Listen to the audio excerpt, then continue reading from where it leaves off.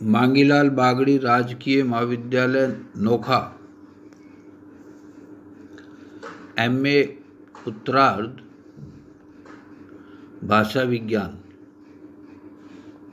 Doctor Annaram Sharma, सह आचार्य हिंदी। प्रिय विद्यार्थियों, पिछली कक्षा में हमने प्राचीन भारतीय आर्य भाषा पर विस्तार पूर्वक विचार किया था।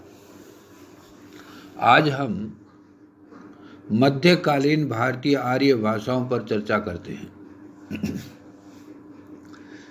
जैसा कि पहले बताया, मध्यकालीन भारतीय आर्य भाषाओं का काल ईसा पूर्व 500 से 1000 ईस्वी तक माना जाता है। इस पूरे काल की भाषा को सामान्य रूप से हम प्राकृत कहते हैं और प्राकृत को भी पुनः 3 भागों में विभाजित किया जाता है। ये 3 भाग कौन से हैं? पहला भाग है प्रथम प्राकृत। प्रथम प्राकृत 500 ईसा पूर्व से लेकर ईस्वी सन के आरंभ तक, अर्थात पहली सदी ईस्वी तक रही। और इस प्रथम प्राकृत में 2 भाषाएं जनता में बोली जाती थी। पहली भाषा है पाली और उसके पश्चात शिलालेखी प्राकृत। दूसरी प्राकृत का काल ईस्वी सन की पहली शताब्दी से 500 ईस्वी तक माना जाता है। इसे हम द्वितीय प्राकृत कहते हैं और इस काल की भाषा भी प्राकृत ही कहलाती है। इस भाषा के कई रूप उपलब्ध होते हैं जिन पर हम चर्चा करेंगे। और तीसरा काल है 500 ईस्वी से लेकर 1000 ईस्वी तक। इसे हम भाषा की दृष्टि से तृतीय प्राकृत काल कहते हैं। और इस तृतीय प्राकृत में अपभ्रंश भाषा आती है। इन प्राकृत भाषाओं के संबंध में हम विस्तार से चर्चा करेंगे। पहला काल है प्रथम प्राकृत काल। जैसा कि मैंने बताया, पहले प्राकृत काल का समय ईसा पूर्व 500 से ईस्वी सन के आरंभ तक है। इस युग में 2 भाषाएं बोली जाती थी, पाली और शिलालेखी प्राकृत। इन पर दोनों पर अलग अलग विचार करना ठीक रहेगा। पाली, पहली है पाली। पाली को प्रथम प्राकृत या देश भाषा भी कहते हैं। पाली शब्द का क्या अर्थ है, इस भाषा को पाली क्यों कहा गया, इस विषय में बहुत मतभेद है। कुछ मतों का उल्लेख मैं आपके समक्ष कर रहा हूं। सुप्रसिद्ध विद्वान श्री विधुशेखर भट्टाचार्य ने पाली शब्द को संस्कृत पंक्ति शब्द से विकसित माना है।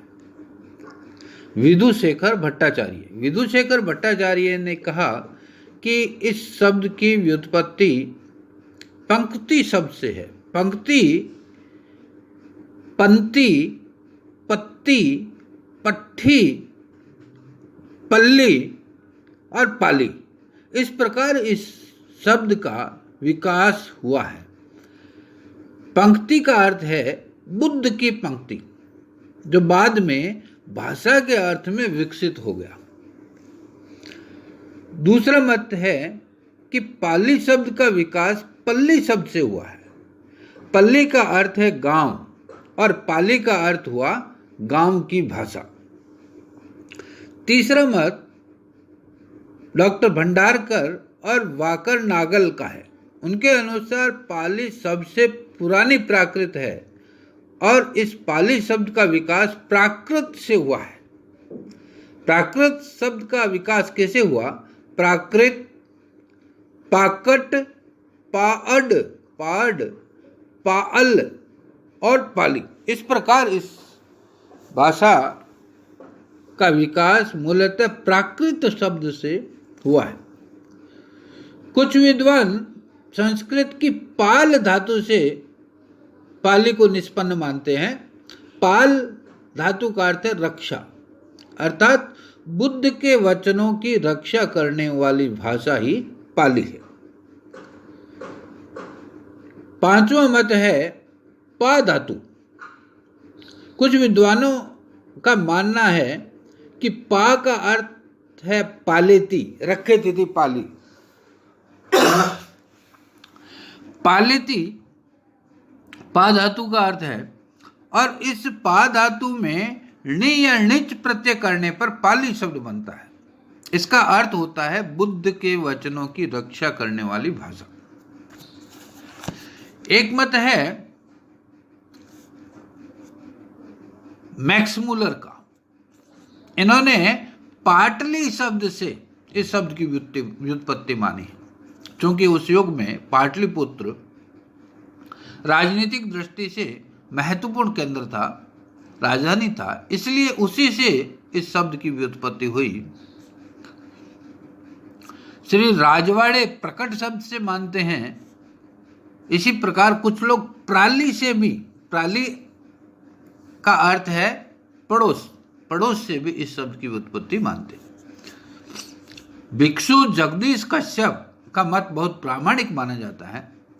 भिक्षु कश्यप के अनुसार पाली शब्द का संबंध संस्कृत पर्याय शब्द से है।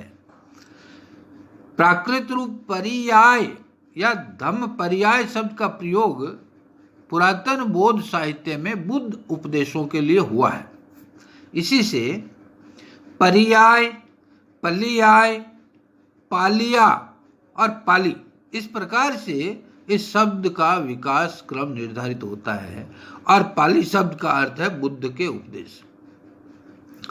भिक्षु जगदीश कश्यप का यह मत अधिकांश भारतीय विद्वानों को मान्य है, क्योंकि पाली शब्द का व्यवहार अपने पुराने प्रयोग में बुद्ध के उपदेशों के लिए ही मिलता है। भाषा के अर्थ में यह पाली शब्द का प्रयोग बहुत आधुनिक है और प्राय पाश्चात्य विद्वानों द्वारा किया गया।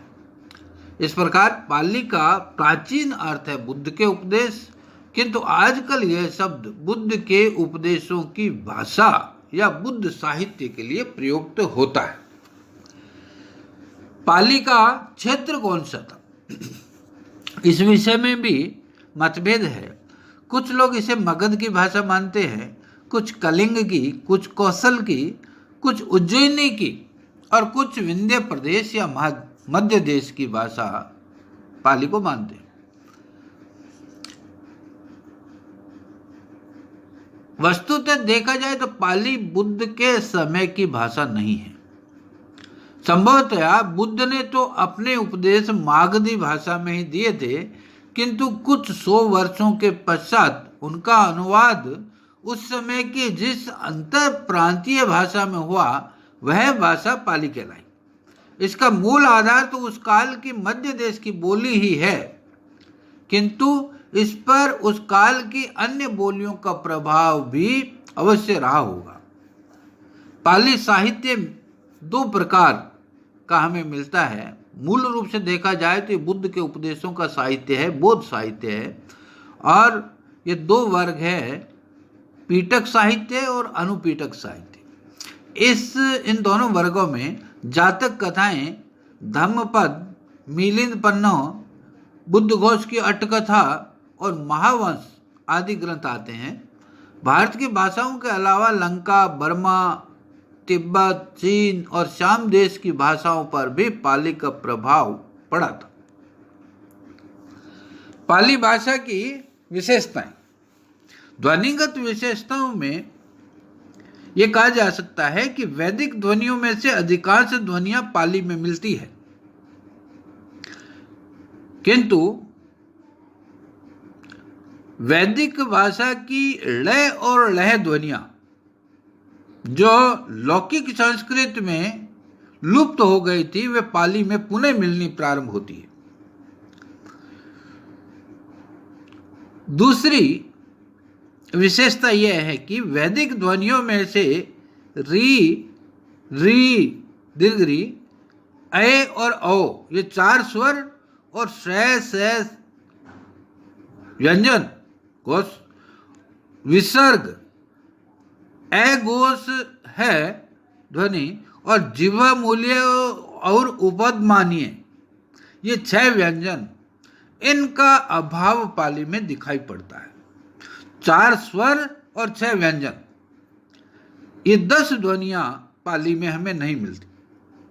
ह्रस्व ए और ओ, ये 2 नई ध्वनियां पाली में मिलने प्रारंभ होती है।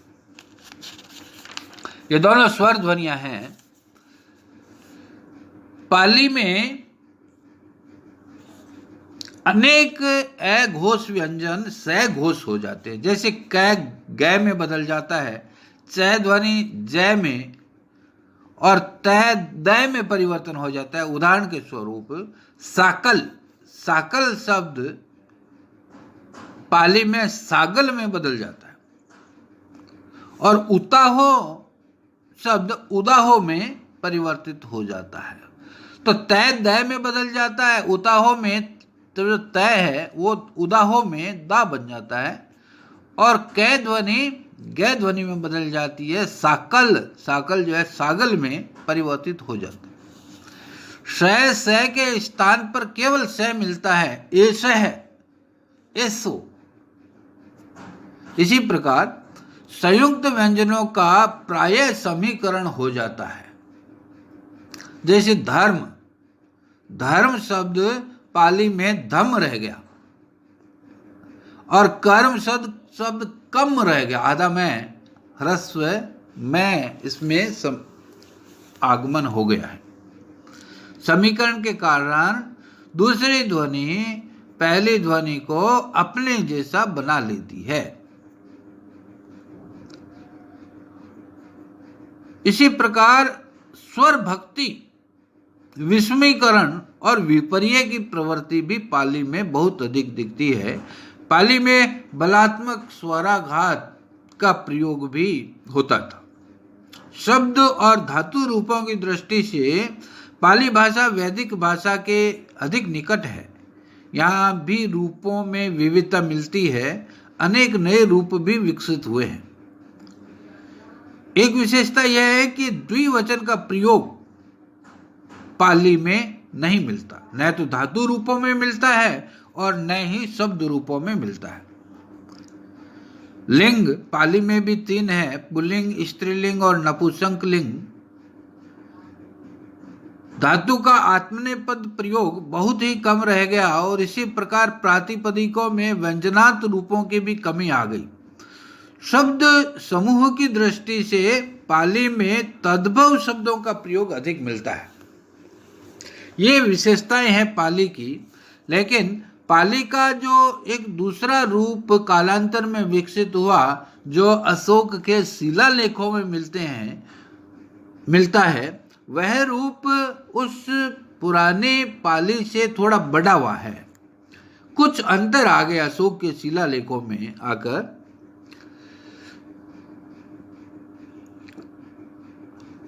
अशोक के शिलालेखों की जो भाषा है उसे अशोकी प्राकृत कहते हैं। लाट प्राकृत या लेण बोली भी इस शिलालेखी प्राकृत को कहते हैं। अशोक ने अपने राज्य में अपने प्रशासनिक तथा धार्मिक सिद्धांतों को अभिलेखों के रूप में चट्टानों और स्तंभों, जिसे लाट कहते हैं, चट्टानों और स्तंभों या लाटों पर खुदवाया था। इनकी लिपि ब्राह्मी और खरोष्टी है। अभी तक ऐसे 20 अभिलेख प्राप्त हो चुके हैं। भाषा विज्ञान की दृष्टि से अशोक के शिलालेखों को ईसा पूर्व 2री शताब्दी का माना जाता है, और ईसा पूर्व 2री शताब्दी की भाषा का ज्ञान हमें इन शिलालेखों से होता है। इन शिलालेखों में अशोक ने अपने प्रदेश विशेष की बोली विशेष का प्रयोग किया है। जहाँ जहाँ ये शिलालेख लगाए गए हैं, उन स्थानों की बोलियों का ज्ञान इन शिलालेखों से हमें होता है। इन शिलालेखों में कई प्रकार की प्राकृत प्रयुक्त हुई है, जिन्हें हम उत्तर पश्चिमी, दक्षिण पश्चिमी, पूर्वी, मध्य देशी, दक्षिणी इन भागों में विभाजित कर सकते हैं। इस शिलालेखी प्राकृत की कुछ विशेषताएं भी है। ध्वनियां प्राय वही है जो पाली में है। स, र, ल, य और न इन ध्वनियों के प्रयोग में स्थल भेद से अंतर मिलता है। जैसे उत्तरी पश्चिमी बोली में जहाँ स तीनों ध्वनियां मिलती है, वहीं दक्षिणी पश्चिमी में पाली की भांति केवल दंत्य से ही मिलता है। संस्कृत की तुलना में जिस प्रकार ध्वनि विकास पाली में मिलता है, उसी प्रकार का ध्वनि विकास शिलालेखी प्राकृत में भी हुआ है। पाली की भांति ही द्विवचन शिलालेखी प्राकृत में नहीं है और पाली की भांति ही अधिकांश प्रातिपदिक स्वरांत ही है। पाली की अपेक्षा रूप सादृश्य के कारण शिलालेखी प्राकृत में रूपों की संख्या और भी कम हो गई है। आत्मनेय पद का नितांत अभाव है, लेकिन इन समानताओं के बावजूद कुछ विषमताएं भी है। एक तो यह है कि शिलालेखी प्राकृत अधिक विकासोन्मुख है और दूसरे इसमें बोली भेद के लक्षण भी स्पष्ट दिखाई पड़ते हैं। ये शिलालेखी प्राकृत की विशेषताएं हैं। इस प्रकार प्रथम प्राकृत, जिसमें पाली और शिलालेखी प्राकृत आती है, भाषा की दृष्टि से वैदिक संस्कृत लौकिक संस्कृत की अपेक्षा थोड़ी बड़ी हुई है। इनमें तद्भव शब्दों का प्रयोग बढ़ता हुआ दिखाई पड़ा। अब आता है द्वितीय प्राकृत का काल, जिसके वास्तविक प्राकृत कहते हैं। यद्यपि मध्यकाल की सभी भारतीय भाषाएं सामान्यतः प्राकृत ही कही जाती है, किंतु मुख्य रूप से प्राकृत नाम इस काल की साहित्यिक भाषाओं का ही है। इसका समय ईस्वी की प्रथम शताब्दी से लेकर ईस्वी की 5वीं शताब्दी तक माना जाता है। प्राकृत शब्द की व्युत्पत्ति को लेकर विद्वानों में मतभेद है। कुछ वैयाकरणों के अनुसार प्राक है प्राक प्लस कृत, प्राकधन कृत, अर्थात जो संस्कृत से पूर्व की है उसे प्राकृत कहते हैं। पाश्चात्य विद्वान पिसेल ने यही मत प्रतिपादित किया। इस अर्थ में संस्कृत की मूल भाषा प्राकृत भाषा ही है, जो संस्कृत से भी प्राचीन है। दूसरा मत है हेमचंद्राचार्य का, मार्कंडेय और वासुदेव का। ये प्राकृत व्याकरण है और इनके अनुसार प्रकृति संस्कृतम तत्र भवम प्राकृत मुच्यते, अर्थात प्रकृति संस्कृत से उत्पन्न भाषा ही प्राकृत है। किंतु प्राकृत शब्द का सही अर्थ है प्रकृत, अर्थात स्वाभाविक या असंस्कृत। जब एक भाषा को संस्कृत कर दिया गया या उसका व्याकरण बांध दिया गया और वह शिष्टजनों पंडितों की भाषा बन गई, तो उसके समानांतर जो जन सामान्य की बोलचाल की स्वाभाविक भाषा थी और जिसका प्रभाव वैदिक काल से ही चला आ रहा था, वह प्राकृत कही गई। इस प्रकार प्राकृत भाषा वैदिक और संस्कृत काल की जन भाषा का ही विकसित रूप है। प्राकृतों के कई भेद हैं। धर्म के आधार पर भी, साहित्य का आधार पर भी, भाषा विज्ञान का आधार पर भी कई भेद कहे गए हैं, लेकिन जो मान्य भेद है वो है मागधी, अर्धमागधी, महाराष्ट्री, शोरसेनी और पेशाची। ये 5 भेद सर्वमान्य भेद है प्राकृतों के, मध्य प्राकृतों के या द्वितीय प्राकृतों के। पहली प्राकृत है मागधी। मागधी प्राकृत मगध की निकटवर्ती भाषा थी या मगध की भाषा थी। इसमें रचित कोई साहित्यिक रचना हमें उपलब्ध नहीं होती। संस्कृत के नाटकों में मागधी का प्रयोग निम्न श्रेणी के पात्रों द्वारा किया गया है। इसके प्राचीनतम प्रयोक्ता अश्वघोष है। गौड़ी भी इस प्राकृत को कहते हैं। इस मागधी प्राकृत की कुछ विशेषताएं हैं। इस प्राकृत में स, दंत्य और मूर्धन्य स के स्थान पर तालव्य स ही मिलता है। जैसे सप्त, सप्त का शत हो जाता है, पुरुष का पुलिस हो जाता है। रै के स्थान पर लय ध्वनि मिलती है, पुरुष का पुलिस और राजा का लाजा, ये प्रमाण है। स और रै से संयुक्त थ का स्तय हो जाता है, उपस्थित का उपस्थित होता है। इसी प्रकार अर्थ का अस्त हो जाता है। मागधी प्राकृत में जय के स्थान पर कहीं कहीं यह मिलता है, जैसे जाणदी, जाणदी का याणादि हो जाता है। इस प्रकार मागधी प्राकृत की अपनी विशेषताएं हैं। दूसरी प्राकृत है अर्धमागधी प्राकृत। अर्धमागधी मगध तथा सूरसेन प्रदेशों के मध्य क्षेत्र, या कहें कि प्राचीन कौशल प्रदेश की बोली से विकसित भाषा अर्धमागधी है। चूंकि इसमें मागधी प्राकृत की भी कुछ प्रवृत्तियां मिलती है, इसलिए इसे अर्धमागधी कहते हैं। जैन साहित्य की भाषा मुख्यतः अर्धमागधी ही है। साथ ही संस्कृत के कुछ नाटक है, जैसे मुद्रा राक्षस, प्रबोध चंद्र, इन ग्रंथों में भी अर्धमागधी का प्रयोग हुआ है। आचार्य विश्वनाथ ने अर्धमागधी को चरों की भाषा, सेठों की भाषा और राजपुत्रों की भाषा कहा है। अर्धमागधी की कुछ विशेषताएं हैं। इनमें तालव्य और मूर्धन्य स के स्थान पर दंत्य स हो जाता है, जैसे श्रावक, श्रावक का सावग हो जाता है। दंत्य तय वर्ग ध्वनियों के स्थान पर मूर्धन्य तय वर्गीय ध्वनियां पाई जाती है, जैसे कृत्वा, कृत्वा का कट्टू हो जाता है। स्थित का ठीये, ये शब्द रूप मिलता है। कहीं कहीं चय के स्थान पर तय ध्वनि मिलती है, जैसे चिकित्सा, चिकित्सा के स्थान पर तेइच्छा रूप मिलता है। स्वरों के मध्य लुप्त व्यंजन के स्थान पर यह श्रुति मिलती है, जैसे सागर, संस्कृत का सागर शब्द अर्धमागधी में सायर हो गया है और गगन गयन हो गया है। तो इस प्रकार अर्धमागधी भी एक संपन्न भाषा थी। तीसरी है महाराष्ट्री प्राकृत।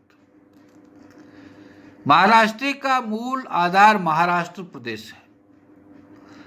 यह प्राकृत काव्य की भाषा थी, अतः इसमें प्रचुर साहित्य मिलता है।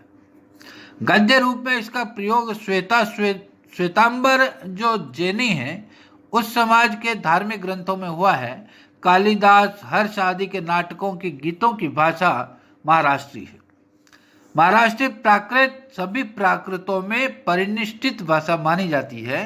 सभी व्याकरणों ने इसी को आधार मानकर प्राकृतों के व्याकरण लिखे हैं। कुछ विशेषताएं हैं। महाराष्ट्री प्राकृत में दो स्वरों के मध्यवर्ती अल्प प्राण स्पर्श, जैसे क, त, प, ग, द, ब, इन अल्प प्राण स्पर्शों का लोप हो जाता है, जैसे नूपुर, नूपुर का णेउर हो जाता है। इसी प्रकार प्राकृत शब्द जो है पावड़ हो जाता है, गच्छति गच्छई हो जाता है। इस प्रकार यह स्वर प्रधान भाषा थी। दो स्वरों के मध्यवर्ती महाप्राण ध्वनियां ख, थ, फ, घ, ध, भ, ये महाप्राण ध्वनियां जो है वो इनके स्थान पर है रह जाता है, केवल है। ख, थ, फ, घ, ध, भ के स्थान पर है ध्वनि शेष रह जाती है, जैसे शाखा, शाखा का साहा हो जाता है, नाथे का नाहो हो जाता है, क्रोध का कोहो रूप मिलता है। ऊष्म ध्वनियों के स्थान पर प्रायः है ध्वनि मिलती है, जैसे पाषाण, पाषाण का महाराष्ट्री में पहाण हो गया है, दिवस का दिवह हो गया है और दश का दह हो गया है। इस प्रकार महाराष्ट्री एक मानक या परिनिष्ठित प्राकृत भाषा थी। फिर है शोरसेनी। शोरसेनी सूरसेन या मथुरा प्रदेश की विकसित बोली थी। इस पर संस्कृत का प्रभाव है क्योंकि उस समय मध्य देश संस्कृत का केंद्र था। संस्कृत नाटकों में गद्य इसी शोरसेनी प्राकृत में है। कर्पूर मंजरी का गद्य भी इसी भाषा में है। इसके अतिरिक्त दिगंबर जैनों के धार्मिक ग्रंथों में भी शोरसेनी प्राकृत का प्रयोग हुआ है। इस शोरसेनी की भी कुछ विशेषताएं हैं, जैसे दो स्वरों का मध्यवर्ती संस्कृत तय दय और धय में बदल जाता है, जैसे भवती, भवती का होदी हो गया है, और कथय का कथो ही मिलता है। दो स्वरों की मध्यवर्ती दय धय ध्वनियां अपरिवर्तित रहती है। जलद का जलदो रहता है। शब्द रूपों और धातु रूपों की दृष्टि से यह संस्कृत से प्रभावित है। शोरसेनी में आत्मने पद का लोप हो गया है, केवल परस्मै पद का प्रयोग मिलता है। शोरसेनी का अतिरिक्त जो पांचवी प्राकृत है उसे पैशाची प्राकृत कहते हैं। इस पैशाची के संबंध में भी बड़ा मतभेद है।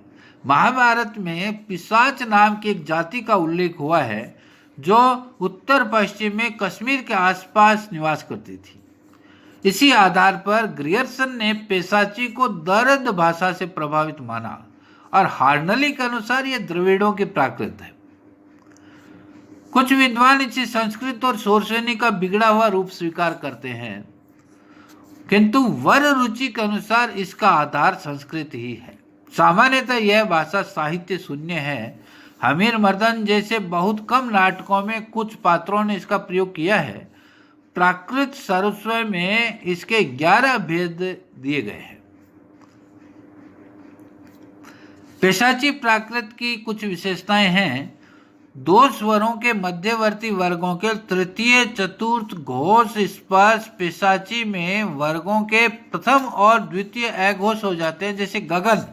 गगन शब्द पैशाची में गक्कन हो जाता है और मेघ शब्द मेखो हो जाता है। राजा राचा हो जाता है। दूसरी विशेषता है कि रय के स्थान पर लय और लय के स्थान पर रय हमें कई जगह पे देखने को मिलता है। रुधिर का लुधिर और कुमार का कुमाल मिलता है। स्वरों के मध्यवर्ती स्पर्शों का लोप इसमें नहीं होता, जैसा कि दूसरी प्राकृतों में हम देखते थे। इस प्रकार द्वितीय प्राकृत काल में 5 प्राकृतें प्रचलित थी। इन पांचों प्राकृतों की कुछ सामान्य विशेषताएं हैं। वे विशेषताएं महत्वपूर्ण है। प्राकृत की ध्वनियां पाली के ही समान है, किंतु ऊष्म ध्वनियां स के प्रयोग में कुछ भिन्नता है। पाली में जहां केवल दंत्य स का प्रयोग मिलता है, वहीं प्राकृतों में दंत्य, तालव्य और मूर्धन्य तीनों स ध्वनियों का प्रयोग हमें मिलता है। दूसरी विशेषता है कि प्राकृत के विभिन्न भेदों में रय और लय इन दोनों में विपर्य देखा जाता है। प्राकृत में य का जय हो जाता है और नय का णय रूप हमें मिलता है। कुछ ध्वनिगत विशेषताएं हैं। पाली में प्रारंभ हुई ध्वनि परिवर्तन की प्रवृत्तियां, जैसे ध्वनि लोप, स्वर भक्ति, समीकरण, प्राकृत काल में पूर्णतः नियमित हो गई। दूसरे, स्वरों के मध्यवर्ती अल्प प्राण स्पर्श लुप्त हो गए। तीसरे, स्वरों के मध्यवर्ती महाप्राण स्पर्शों का स्थान है ने ले लिया। संस्कृत विसर्ग कहीं ए और कहीं ओ हो गया। मैं का स्थान वै ने ले लिया। घोष स्पर्श अघोष हो गए और अघोष स्पर्श घोष हो गए। शब्द रूपों में भी कुछ विशिष्टता है। प्राकृत काल में प्रायः सभी व्यंजनांत शब्द स्वरांत हो गए। द्विवचन का शब्द रूपों में लोप हो गया और सादृश्य के कारण शब्द रूप कम भी हो गए। क्रिया रूपों में भी द्विवचन का लोप हो गया। आत्मने पद नहीं रहा।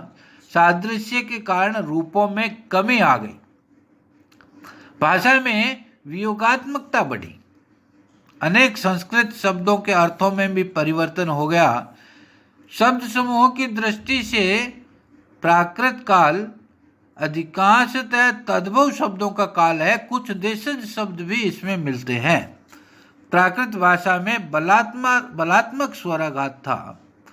पाली में सरलीकरण की जो प्रवृत्ति प्रारंभ हुई थी उसका यहाँ पर्याप्त विकास हुआ। इस प्रकार